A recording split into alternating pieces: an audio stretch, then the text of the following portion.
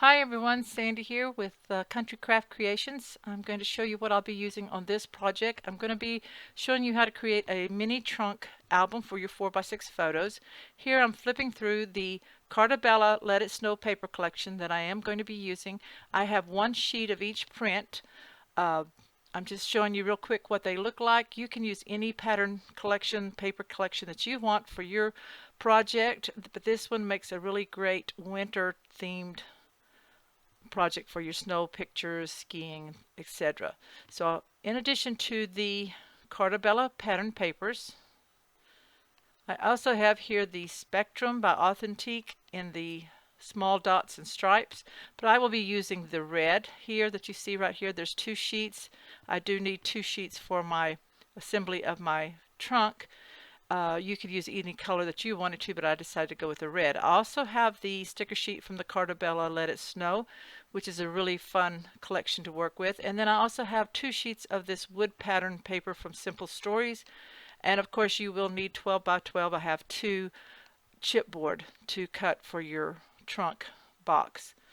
So that's what I'm going to be using there that was sent to me from Country Craft Creations. I also got a pack of the seam binding ribbon, which has different colors that I will be deciding later on which color I want to use in my project. And then I also got this fun pull, metal pull. Let me take that out and let you show it. I will definitely be using that in this project as well. So I'm just take out these ribbons so you can kind of see the colors. They all have been selected to match well with this collection, and you can order those from Country Craft Creations. In addition to this pattern paper set and the Spectrum papers that I will be using, I'm going to be using the navy blue artisan cardstock that you get from Country Craft Creations. You can order yours from countrycraftcreations.com, and I will also be using the art glitter glue. So let's go ahead and get started. First up, I have the cutting guide for the chipboard and pattern paper to make the box. You can pause this and jot down these measurements that you will need for your project. So I have pre-cut all of my pieces. I have all my chipboard pieces cut out and labeled so that I know the sizes of them. I also have two pieces of the Authentique Spectrum Tricycle Red that I'm going to be using on the trunk box, cut at 9.5 by 11, and then I have two pieces of the Cartabella Whirling Snowflakes. I used one sheet of that and cut it down to 6 inches by 8.5 inches. So to start off with, we're going to wrap the pieces for the lid in the bottom of the box. So I'm going to go ahead and lay these out. So you need the two chipboard pieces that measure 5 1/4 inch by 7.5 inch, and take your glue and put it on one side of each chipboard piece and glue this down onto the back side of the whirling snowflake. So I want the snowflakes to be what I see. So I'm going to go ahead and glue this down and leave about, it's probably going to have about a 3/4 of an inch margin around. You have less margin on this because I didn't want to use another piece of paper, and like I said, I only had one of each pattern, so I needed to get this out of a full 12 by 12. So you have your 6-inch length that is a little bit shorter, but you still can wrap that. So go ahead and glue the other piece onto the other chipboard as well.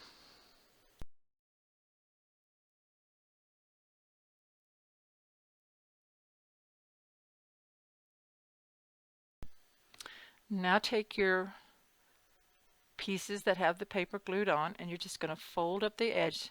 As you see, you have not as much paper to fold, but you have enough to cover these edges on this. So you just go ahead and fold and make your lines. Burnish that to make sure I got a good fold line. And then open it up and take your scissors, and I'm going to cut just the little corner out on all 4 corners.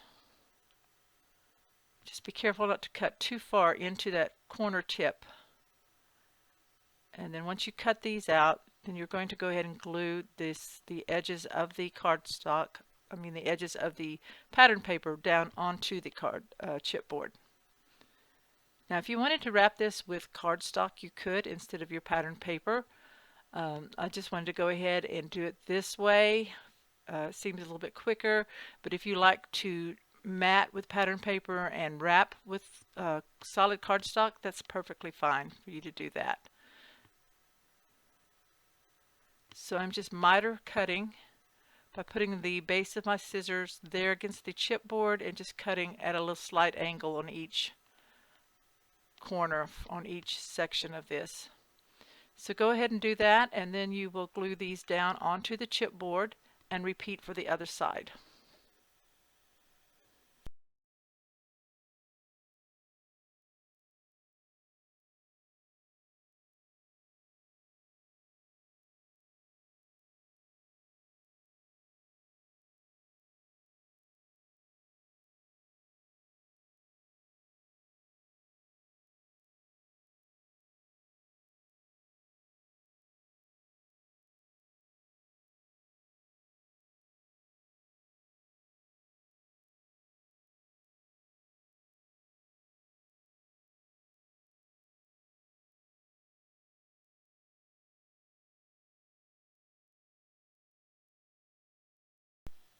So go ahead and set the two pieces aside that you wrapped with the snowflake paper, and now we have the two red spectrum pieces that we cut at 9.5 by 11, the paper, and then we have our 5" by 1.5" and our 7" by 1.5" pieces, and we also have our two 5 by 7 pieces. So just take one of your 5 by 7 pieces, and we're going to lay this down, and I'm going to glue these to the back side, to the stripe side, because I want the dots to show. So I'm just going to lay these out to where they fit and that I have a good margin around them to wrap with. Now you want to leave about 1/8 of an inch, or the thickness of your chipboard, between each piece. So I'm just going to scoot this down some. It's a little bit off frame there, but I'm leaving about a 3/4 inch margin there on the bottom. So you're going to lay these out, and you're going to glue them to the back side of this paper. So mine, I noticed one was just a little bit off from when I cut it, so I'm just trimming it, evening it out with my scissors to make sure that one's not too long. So you want to be real careful with that. Sometimes with my trimmer, I get a piece that's not quite cut out right. So just check that to make sure that your smaller pieces match the bigger base piece of your chipboard. So I'm going to go ahead and speed up this video. What I'm doing here is putting glue on one side. Let me scoot this up first so that you can see what I'm doing. And I'm going to take one of the pieces of the chipboard and use that, what I call a shim, to stand it up against the edge of my chipboard that I've glued down, so that I get the correct spacing for the next chipboard that I will glue down. So I've got this down. I'm going to go ahead and put glue on this one.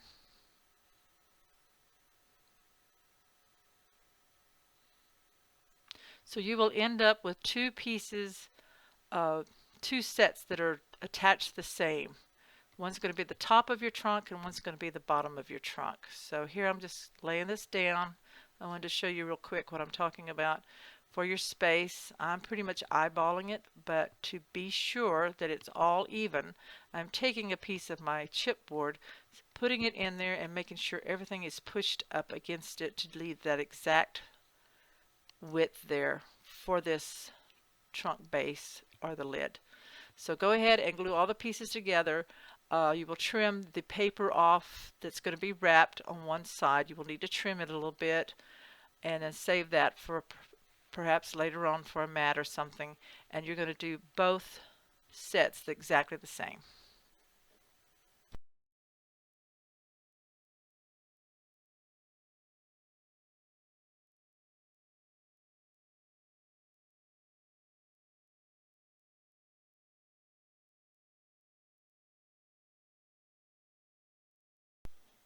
I have trimmed down one side of my paper now, and I'm ready to cut so that this box can be assembled. So you're going to cut right along the chipboard on each end of the shorter pieces of chipboard, just like I am here. Turn it around and cut the other side.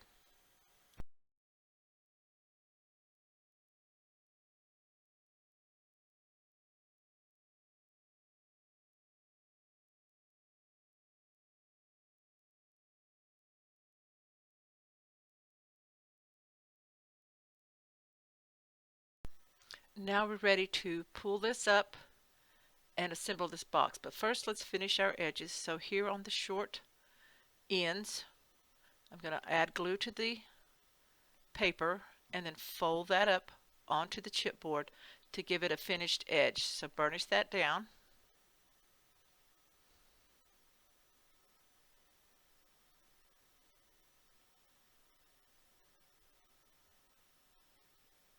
And I do both of the short ones first.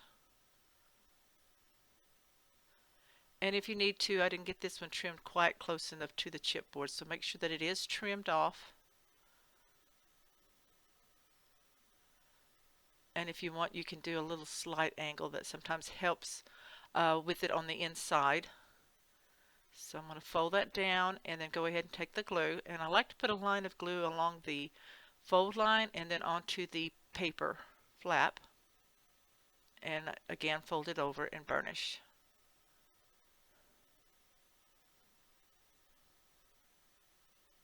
So boxes like this are so easy to put together.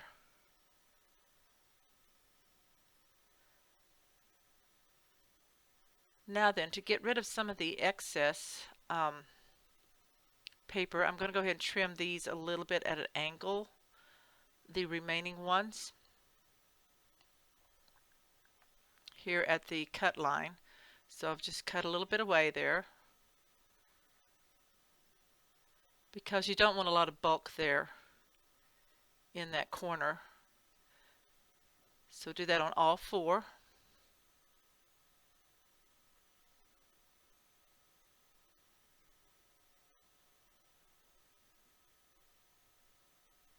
And I'm just folding this over here at the top to get the crease.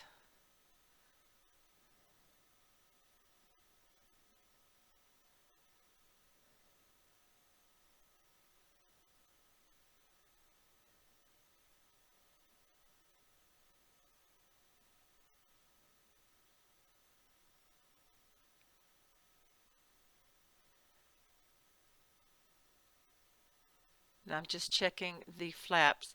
Now this is a personal preference. You can either put your flaps to the inside. I like to put mine to attach to the outside to give a finished corner, and then I will add pattern paper over the flaps on the outside. So you can either put them on the inside or the outside. This is showing you on the inside. And then I go ahead and trim down these flaps so that they're the same width as the short flaps. So see, I'm just trimming off a little bit on each one, because you don't want to, it doesn't need to be sticking out so far. So go ahead and trim those off. And then before assembling the box, you need to finish that top edge with glue. So I'm going to glue this down again into the fold line, some glue along the chipboard, and then all along all of the flap. Attach that down, and then where it comes off the end of the chipboard, burnish that so that you get that crease in there so that it's all flush up against the chipboard piece.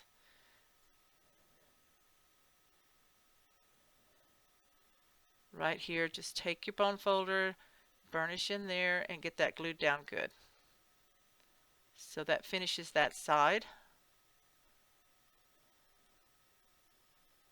And do the other one the same way.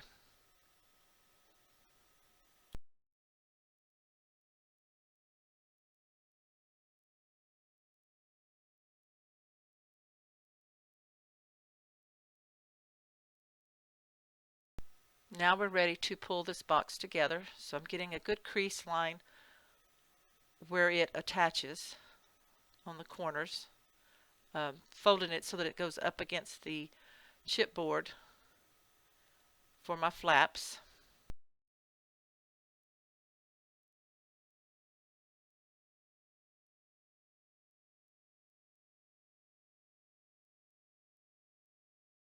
Now we're ready to glue these flaps. I will be putting mine on the outside. As I said, you can do it on the inside, but I like to have that corner on the outside wrapped and finished. So I'm just trimming a little bit more if I need it here in these flaps. And you're going to bring it around and real tightly glue, working on just one end at a time. So I'm just checking to make sure they line up correctly. Now I know you have that fold on the outside, but I will be putting another piece of pattern paper over those so that you don't see where the flaps are glued to the outside. And then that gives me that finished corner. So go ahead and trim yours if you need to some more. Take your glue,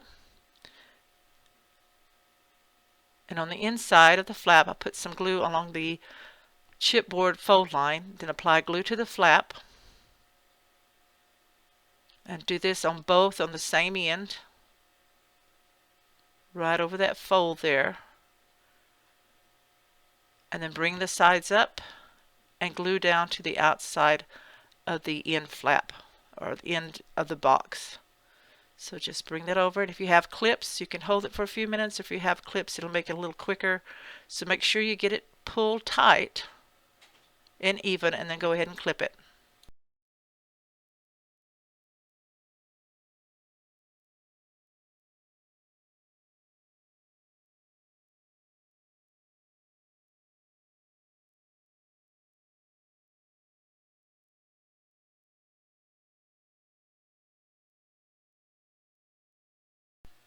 Again, make sure you pull that flap around the corner nice and tight and clip it in so it can dry, and then go ahead and do the other side the same way.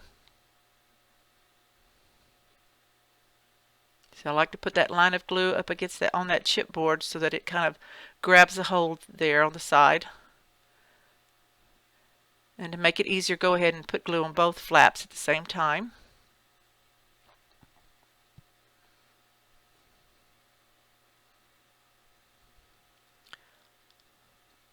Pull it tight around the end, press it down, burnish, and then clip it.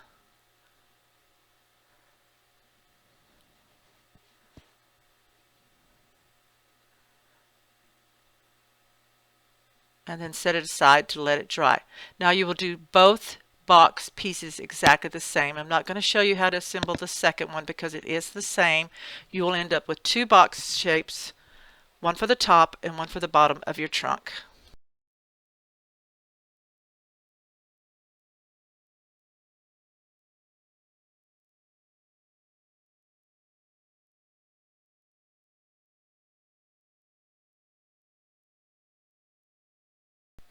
Now that our box pieces are completely dry and assembled, we're ready to take those two snowflake patterned pieces that we did and set aside earlier, and we're going to glue one to each box section. Now, yes, it covers up the already wrapped part of the box, but that's okay. That's part of our assembly. And as I said, you can do this wrapping of your box or assembly of your box with solid cardstock if you don't want to use a patterned paper. Now, what you need to do is to line up the snowflake piece of chipboard flush on one side of your box, and you want it to be even on each end. So you're going to have about 1/4 of an inch on each end, and I'm marking that with a pencil to make sure I'm getting it on as even as possible. And you're going to completely glue the unfinished side of this snowflake piece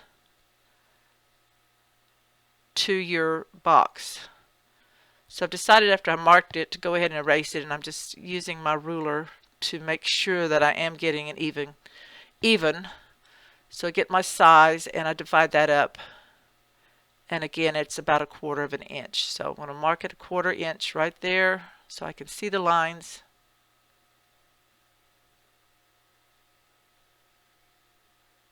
And now I'm ready to glue this on. So I'm going to use maybe my ruler. If you have the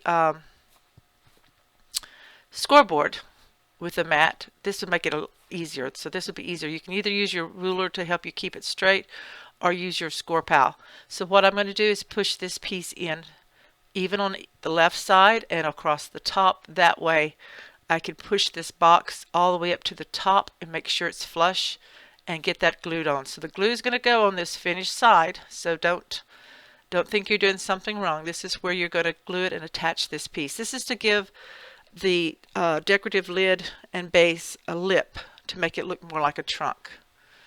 So if you just want a box look, you wouldn't have to add these pieces, but I wanted the lip to give it that different look for a trunk. So get my glue nozzle unstuck. It had dried out while I was doing other things. So I'm just going to put this glue all over the top of this box piece, just like this, right onto the pattern paper.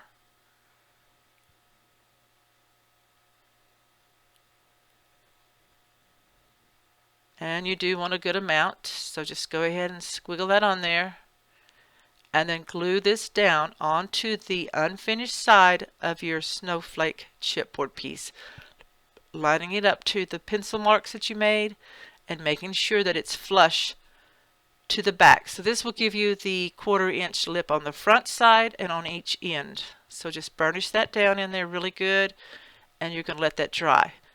So that's how you assemble this part. So you will do it for both pieces of your box sections, your 2 box sections that you created.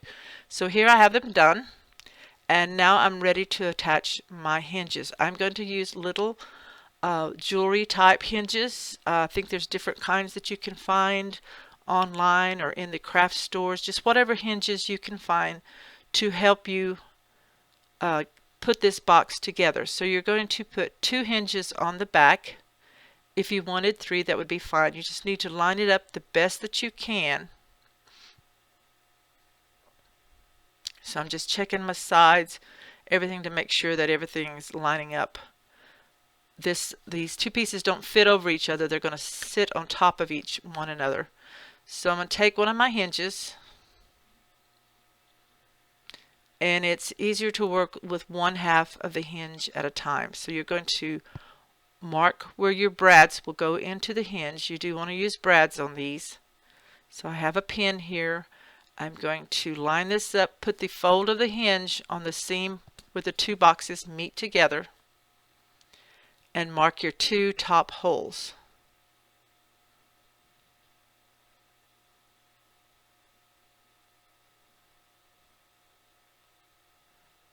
So you just kind of have to hold this with your fingers and your thumb and get those marks on.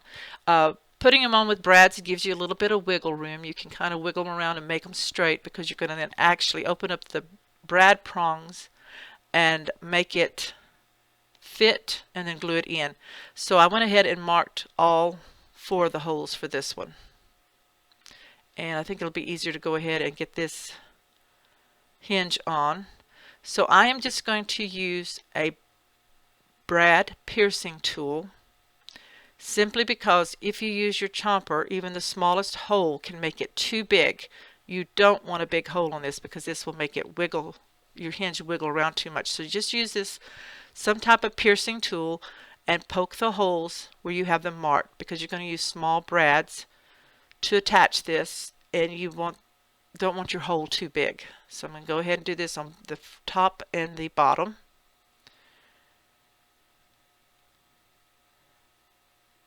You're going to take your hinge, and let's see, I'm going to grab my little brads. I have them all in a container here, so I'll lay out my little brads. These are like the small Tim Holtz brads that I'm using on this hinge. It's going to depend on the size of your hinge, what size brads you might need for yours, but the small ones with the small hinges work the best.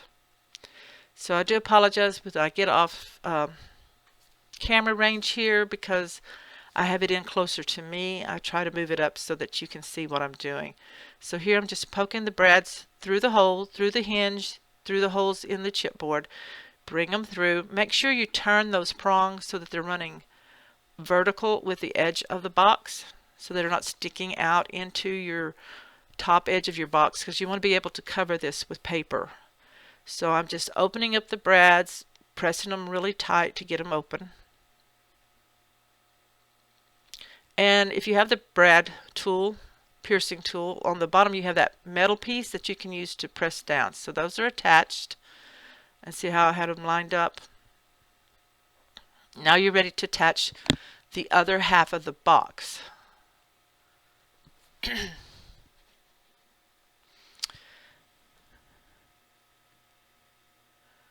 So I'm just taking my brads again, and I'm going to attach the other half of the box to this hinge. Now you'll notice that I've only done one hinge. This is to try to help keep me lined up.